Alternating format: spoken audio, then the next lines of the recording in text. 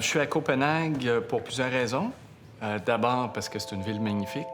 C'est la ville qui a poussé le plus loin tout ce qu'on essaie d'implanter à la maison. Les rues piétonnes, les pistes cyclables, la ville ludique, l'accès à l'eau. Donc, c'est un peu le paroxysme urbanistique en soi. Je suis à Copenhague pour venir voir ça de mes propres yeux, mais aussi pour, évidemment, publier un livre avec Pierre Thibault, livre où on fait le lien entre le bonheur et l'architecture. Et donc, s'il y a un endroit où on peut aller tester, voire valider cette hypothèse-là, bien, c'est bien sûr à Copenhague. Le pays le plus heureux au monde est le Danemark. L'architecture de Copenhague se distingue particulièrement. Et donc, est-ce qu'il y a un lien entre les deux? Bien, je voulais venir le voir de moi-même. Alors, entretien avec Pierre Thibault, Copenhague... C'est drôle parce que je suis venu à Copenhague la première fois, je pense que 30 ans. Et je revois, on a vu David aujourd'hui chez Gell, et il disait que Copenhague n'était pas une ville riche. Et je vois le changement qui s'est opéré sur ces quelques décennies. Et quand je suis venu la première fois, j'étais à Copenhague, puis je voyais le monde en vélo qui traversait le pont. Mais j'ai un souvenir quand même, ça avait l'air un peu pénible. C'était pas mal les débuts du vélo. Il n'y avait pas de contact à l'eau, il n'y avait pas de gens, il n'y avait pas non plus de bâtiments iconiques comme on en connaît aujourd'hui.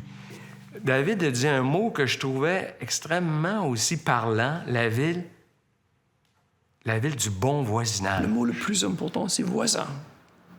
Parce que je crois, pour moi, c'est peut-être en planification, en urbanisme, le mot le plus important, c'est voisin.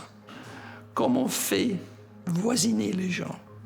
Comment on fait une ambiance qui marche que c'est très intéressant d'être voisin.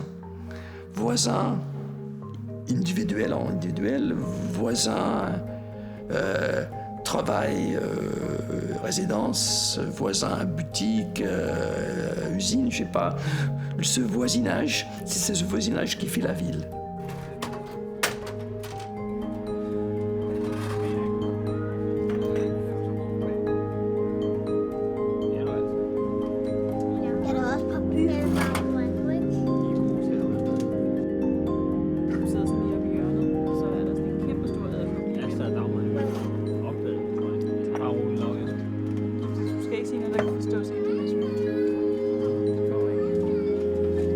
Hej, tøser. Hej, Molly. Ved jeg det kunne, der hedder Molly? Ja, jeg kommer lige straks. Og jeg kan godt hjælpe jer.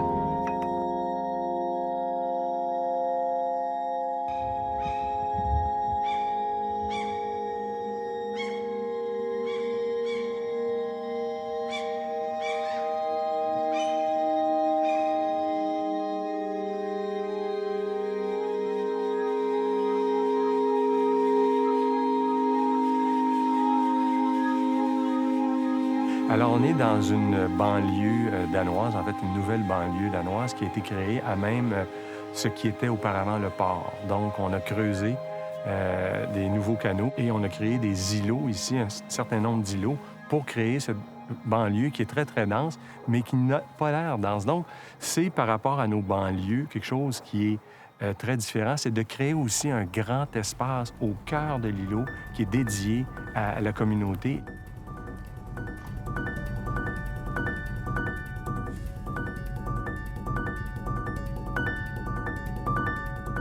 C'est l'image de la banlieue, d'une certaine façon, aussi qui fait disparaître l'automobile.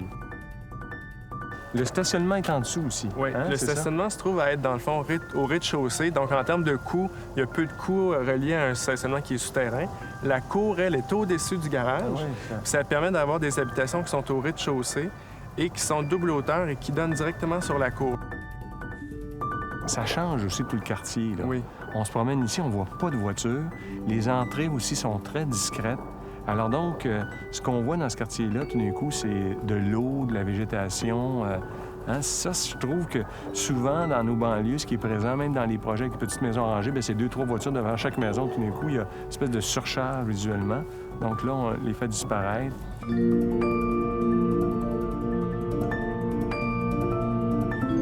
On a aussi, je dirais, au Québec, des zones portuaires comme ça qui sont accaparées par le port, mais peut-être qu'on pourrait imaginer que dans les prochaines années, on dégage aussi de ces superficies-là pour permettre d'avoir à proximité de la ville des espaces qui sont et sur l'eau et facilement accessibles en transport actif, soit par vélo ou à pied.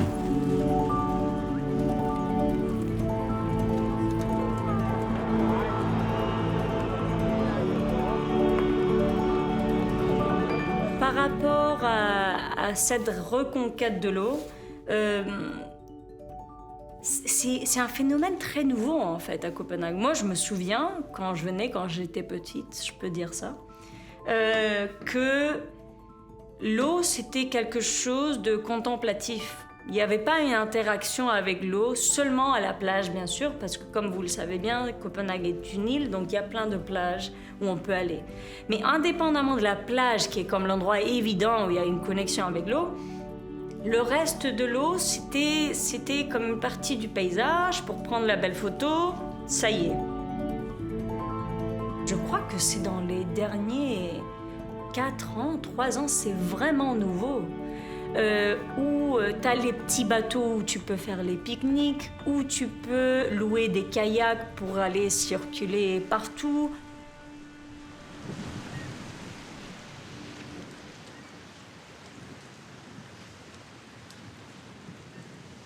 Je dirais qu'au Danemark, les bords de l'eau sont vraiment traités avec minutie et avec attention. Justement, on voit que les vieux bâtiments sont en fait perpendiculaires à la rive pour offrir plus de vue lorsqu'on est dans la rue. On déambule, puis on a toujours des percées visuelles sur l'eau. Donc ça, parce que l'eau est tellement présente ici au Danemark, même à Copenhague, il y a tout plein de canaux. Donc ça, c'est vraiment important de les mettre en valeur. Je dirais, ils ne tournent pas le dos à l'eau.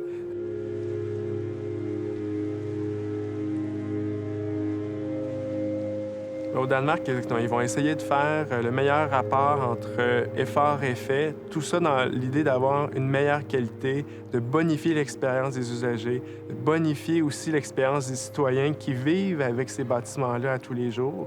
Donc, ils mettent vraiment ça de l'avant.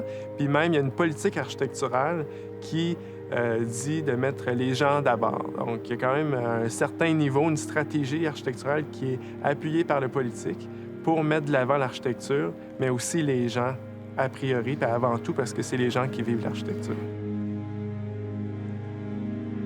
Ce qui est fascinant, c'est qu'on a un pays d'à peine plus de 5 millions d'habitants, une ville plus petite que Montréal, qui attire les architectes de partout à travers le monde pour venir voir les projets qui se font ici, et beaucoup en habitation.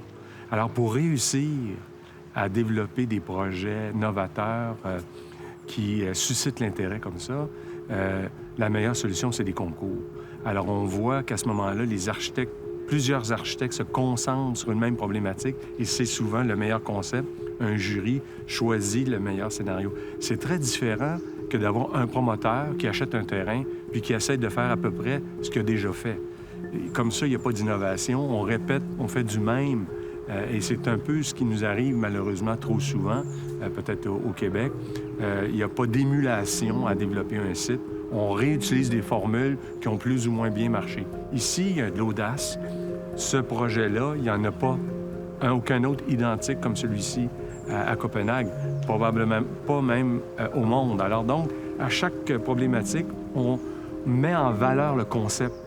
C'est pas l'idée de répéter quelque chose qu'un promoteur a déjà fait, c'est de demander aux meilleurs architectes de penser à un concept qui serait le mieux intégré et qui permettrait d'utiliser de la meilleure façon l'espace qui est disponible dans la ville.